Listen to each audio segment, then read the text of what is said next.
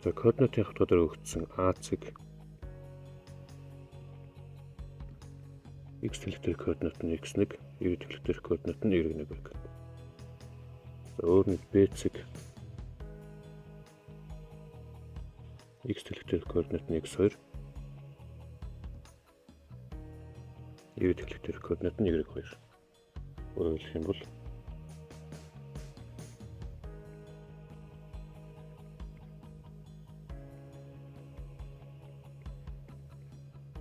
ийм чигүүд өгөгдсөн баг. Тэгвэл А, Б вектор гэвэл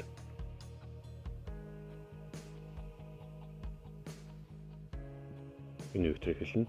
Энэ векторын координат нь яаж гарч ирдэг вэ гэхээр төгсгөлийн цагийн координатаас эхлэлийн цагийн координатыг хасна. Яг үнэтэй адилханаар y тэлэгдэх хоёр координатын хооронд нь хасна. Төгсгөлийн цагийн координатаас нь эхлэлийн цагийн координатыг хасдаг.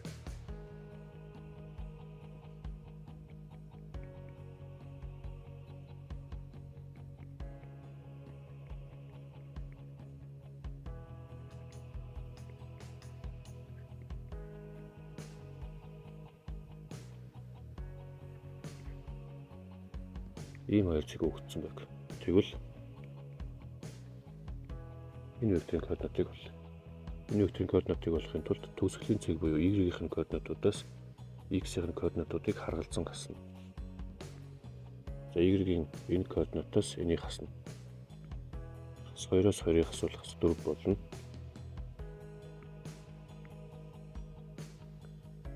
За эндээс энийг хасвал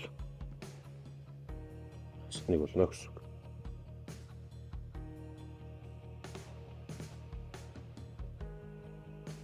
Хэрвээ y-ийн координатыг олох гэх юм бол төгсгөлийн цэг нь x сууж таарна.